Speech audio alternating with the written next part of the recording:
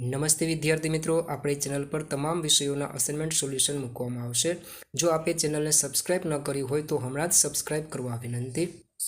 પ્રશ્ન 1 અ, નીચેના દરેક પ્રશ્નના ઉત્તર માટે આપેલા વિકલ્પોમાંથી સાચો વિકલ્પ લખો।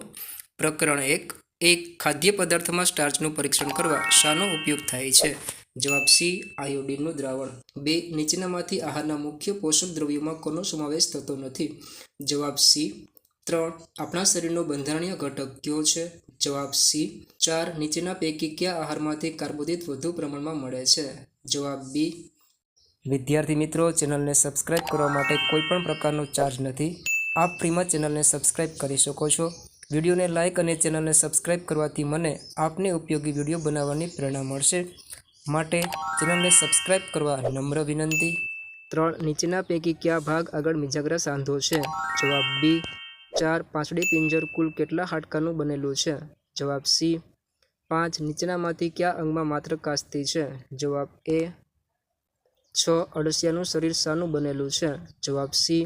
7 વંદાને પગની કેટલી જોડ હોય છે? જવાબ સી।